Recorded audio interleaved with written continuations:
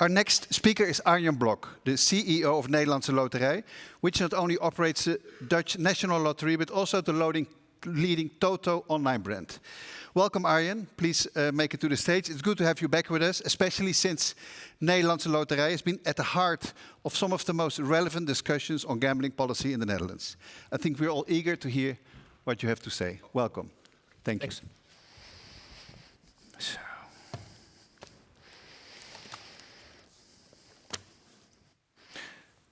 Good morning. Following Ella's very interesting presentation representing the view of the Nederlandse Gambling Authority, the KSA, I'm honored to kick off the contribution of the providers of Game of Chance. The Dutch regulated gambling market will soon celebrate its 5th anniversary. And since the start, it has been continuously changing and evolving. Never a dull moment. We're now even on the eve of a very interesting month for our sector, as the regulator and policymakers continue to consider further measures affecting the regulated market. So there's an overload of topics to be discussed. Relax, I will limit myself. I would like to focus on 3 topics. First of all, progression on a shared fight against illegal gambling operators, also with, of course, the KSA. Secondly, the impact of potential new policy measures on player protection. And thirdly, how we further can strengthen our own duty of care. But first, I would like to take you to another anniversary, or rather to the origins of a regulated game of chance in the Netherlands. And answer the question, why do regulated games of chance even exist in the first place? With 10 different products, ranging from lotteries to scratch cards to online game of chance, Nederlandse Loterij is the largest game of chance operator in the Netherlands. And this year Staatsloterij, je kon je niet omheen, the oldest lottery in the world, or even one of the oldest lotteries in the world, and the flagship of Nederlandse Loterij celebrates its 300th anniversary. And we're very proud of that one. But it's more than just a milestone. It's a reminder of why regulated gambling was created in the first place. In 1726, the first draw of the Generaliteitsloterij, which was the initial name of the Staatsloterij, took place in the Hall of the Knights, the Ridderzaal, at the heart of the democracy. And it was established to combat the strong growth of all kinds of illegal lotteries, and of course also to ensure the proceeds would serve the public good. And it is, unfortunately, still very relevant today. The establishment of Staatsloterij was a public necessity, and 3 centuries later, at the aim of the relevant legislation, and continued and consequently, nice, beautiful word, remains exactly the same. Offering legal and responsible lotteries and online games of chance are still at the heart of what we do, keeping players away from illegal operators and providing them with protection. And fast forwarding 300 years, that challenge is still remarkably similar. So topic number 1, how do we jointly tackle illegal gambling operators? As you mentioned, Ella, the illegal market is still gaining ground. More than 200,000 people in the Netherlands gamble on illegal websites. Research conducted by Verinorm under the leadership of Marjan Olvers, they had 15,000 respondents giving insight on market developments and how they play and where they play. They show that these players face the greatest risk at the illegal market because they gamble more frequently and spend more money compared to regulated players. More of half of them also experienced gambling-related problems. I repeat, more of half of them stated, I experience gambling-related problems. A development that runs counter to the fundamental objective of Dutch gambling policy, channelization. Ellie mentioned it. And while the previous State Secretary moved away from this objective in his policy proposals, I believe that these facts still says everything about the current state of the market. We have a problem. It strikes at the very heart of what a regulated market is supposed to achieve. And whether it's measured through GGR, whether through the number of players, it provides a shared factual basis on which policy should be developed and adjusted. And on that note, Ella, our methodology for estimating the number of illegal players is still available for future monitoring at the KSA. And perhaps you can provide an update on the progress on using our methodology to kind of be a basis for policy. Given these developments, we need everybody involved in the legal online gambling market to help combat the illegal play. We need banks, we need payment providers and hosting companies. And it's very simple. regulated market is losing ground. And you mentioned, Ella, that it shows stabilization. Our numbers show something different. Too many players are gambling on extremely dangerous illegal websites. Too much money is flowing to illegal operators without tax income flowing to Dutch society. And we cannot ignore these facts. Therefore, I expect policymakers to adopt measures that genuinely contribute to player protection by targeting illegal operators. And yes, the KSA, and I think Ella, your presentation gave evidence on that one, is taking responsibility through enforcements to player education, etc. They're doing their utmost, and I want to acknowledge and commend that to the KSA for that one, and I'm sure I'm not the only one. But it would help the KSA if they were given stronger powers to act against illegal operators. That's why I call on policymakers to give the regulator a broader mandate. It's the KSA who should be able to block websites, advertisements and apps. And they should be able to even impose significantly higher fines, because in all honesty, much higher than the current maximum 10% of turnover, because that's quite frankly just a slap on the wrist. When you look at the money, the business model currently, they're making far more profits. So let's ensure that we really hurt them financially. And yes, of course, we need to also focus on collecting those fines, but increasing them even could be a preventive measure. And of course, we as licensed operators also need to step to the plate, whether it's through VNLOK or whether through own initiatives. And I want to stipulate on 3 initiatives that we as Nederlandse Loterij are taking currently. First of all, we took civil legal action. I mentioned it already last time here. We already taken Lalebet to court, and from last year, already from this stage, I announced a second legal proceeding. So that second case against QBet is currently underway. These are, of course, the 2 of the largest illegal operators targeting Dutch players, operating in a highly sophisticated manner. Of course, when one website goes down, the other pops up, and therefore we focus not only on the websites, but also on the operators, trust officers, and the directors behind them. In other words, we are targeting not only the direct offenders, but everyone who facilitates gambling. Later this month, somewhere in the world, another summons, dagvaarding, will be delivered. We will knock on the door, and we will start a 3rd legal proceeding against the illegal gambling website and the parties behind it. So in this sense, we try to help reclaim the market.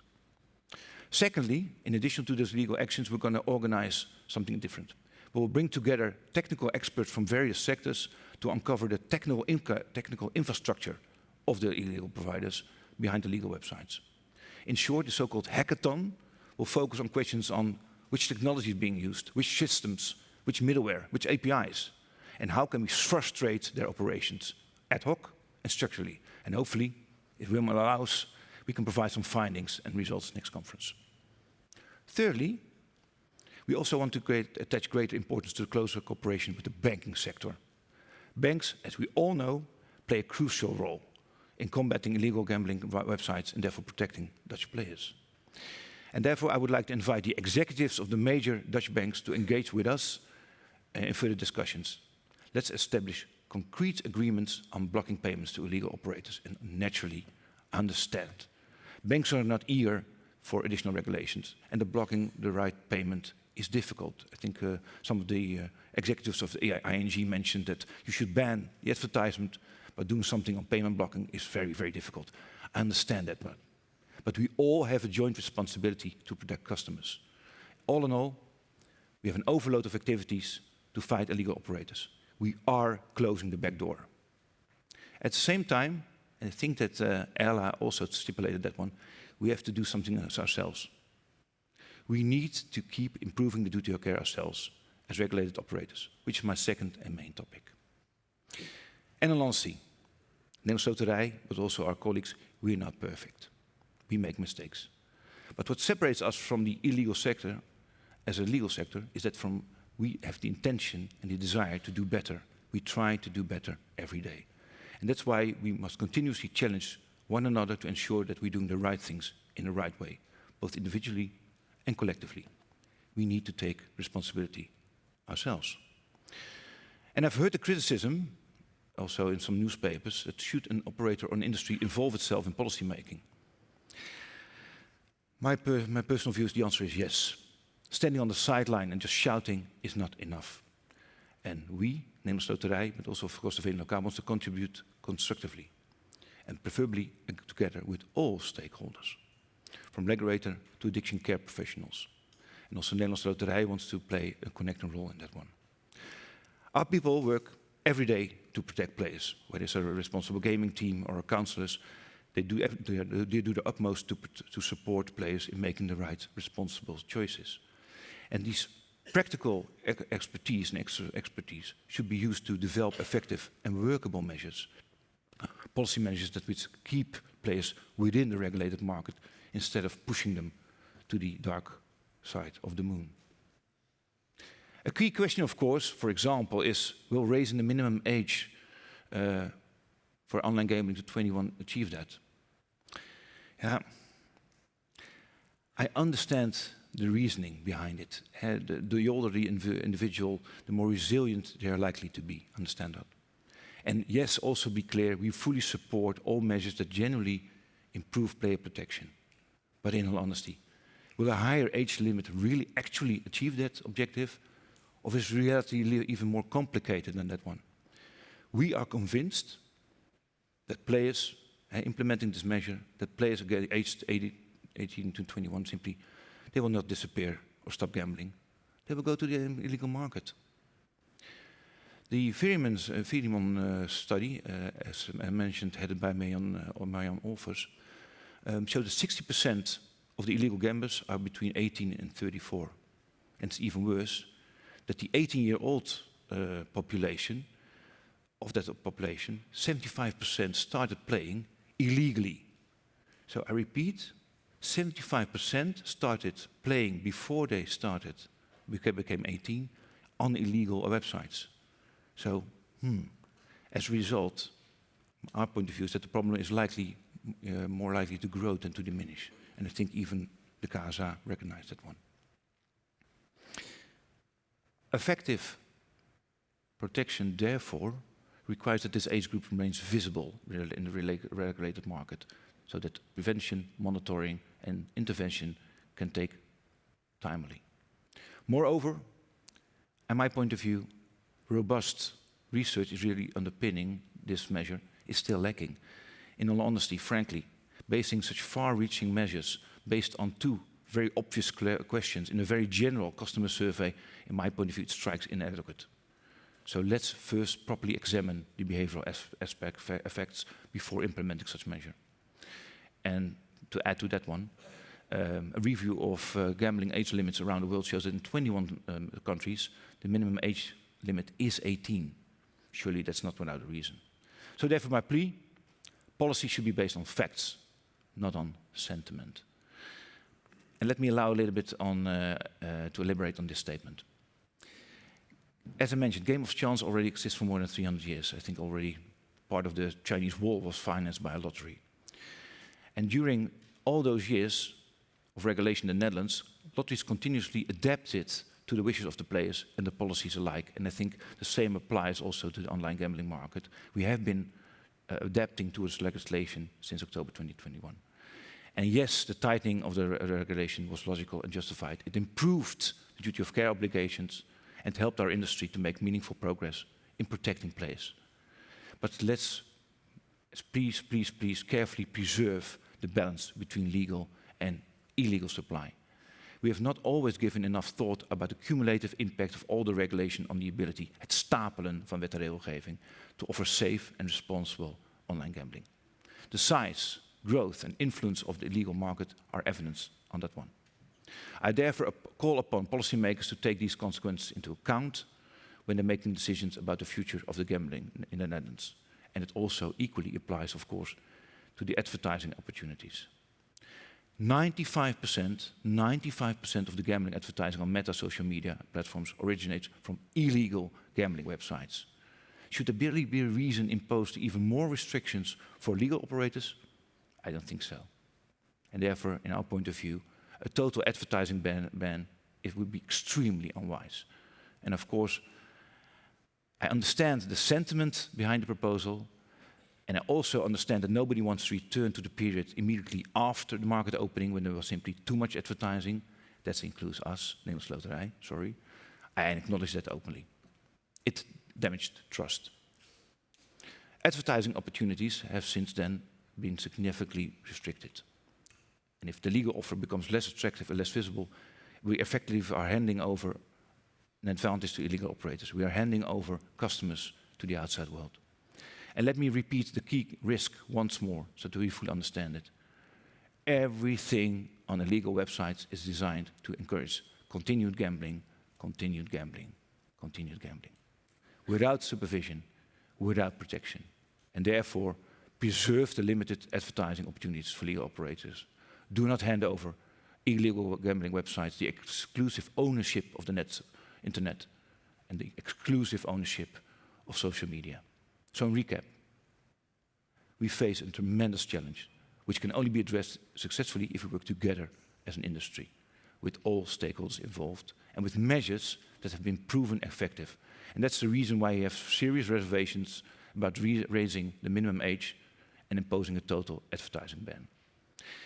Let's first conduct proper research in their likely effects, which brings me to the third topic. In my point of view, we're not here simply to identify problems and leave the solutions to others. Operators have always been keen to take responsibility to improve duty of care. And Nederlandse Loterij would like to propose a number of solutions, and I will mention 3 of them. We have, of course, an overload more, 3 of them. First of all, in order to better fulfill our duty of care, we want to know whether a player is under legal guardianship, in Dutch, onder curatele staat. In the Netherlands, there are 300,000 people who are under curatele. Should they be able to gamble? I don't think so. So let us therefore explore, together with all relevant authorities, whether operators can receive a clear warning signal in such cases. For example, by having a direct connection with the so-called curatele register. Secondly, the same applies in our point of view when a player returns back was registered in Crux and returns back as a customer. Within Toto, based on our information on player behavior, we can kind of guesstimate when a player tries to log in after their exclusion period. And we proactively approach these players before allowing them to play, to discuss whether returning to gambling is really the right decision or whether more tight limits are needed. We think that the entire industry can benefit from that one. And last but not least, as you all know, late night gambling can also be a signal of risky behavior. Interventions during the night can help us protect players even more effectively. And we have tightened our procedures on that topic, and we are happy to share our approach, and in turn, of course, are equally eager to learn from our fellow operators. And as I mentioned earlier, I think it's a great witness to see the joint ambition from all the operators to join forces on the topic of duty of care. And I think, I don't know whether Björn, he's coughing. You're still alive, Björn? Björn is a little bit sick. VNLK, I don't know whether Björn will address it, but VNLK is currently, of course, working together with TNO to conduct research into broader cooperation aimed at protection players. And of course, we strongly support in greater cooperation in fulfilling this duty of care. Now, really coming to the closing remarks. You mentioned reclaiming. Reclaiming is today the central theme. But for me, it goes beyond reclaiming the market alone. Reclaiming trust is equally important in my point of view. And that's why we as an industry must continually invest in a duty of care in compliance with law and regulation. And yes, it is complex. It remains a human work. And where people work, people are involved, mistakes can happen. But we need to strive for flawless execution of responsibilities. That's the foundation. Everything starts there. And reclaiming also requires action from policymakers. So, I will come and repeat it, give the CASA all the tools it needs to perform its duties and act decisively against illegal operators. Get those fines. Secondly, base decisions on research and evidence instead of sentiment.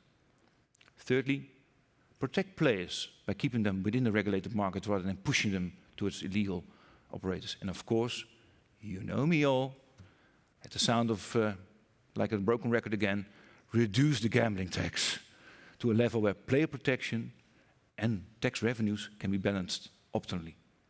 Finally, I hope that the sense of history, 300 years, will also play a role in these policy decisions. Because was it not the Dutch government itself which decided in 1726 that to organize a lottery in order to combat the growth of illegal gambling? I think so.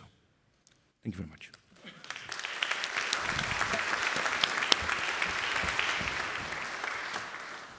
Thank you, Arjan. Excellent, excellent. And thank you for adopting our slogan as well. I think we have time for one question, which is here. It's on the screen behind you. It's in front of you. Arjan, could you explain a bit more detail why banks are so crucial in protecting players? You referenced to it before. What should banks do specifically? It's all about follow the money. And if you really prevent the transfer of cash from customer to provider, that's the angle that you need to get into. And of course, it's very difficult to determine whether a payment is a legal payment, to a payment to a legal provider or to another supplier. That's fair. But there can be stuff done. For example, every bank account is crystal clear whether it's a youngster below 18 years old or above. They can simply block payments from and to young players. It's easy done. But of course, it has the risk for the banks that they take part of the duty of care to them. Yeah, well, in my point of view, it's a joint responsibility for our sector and for the bank sector to protect customers. Let's follow this topic in the next month. Arjan, thank you very much for coming. Thank you very much.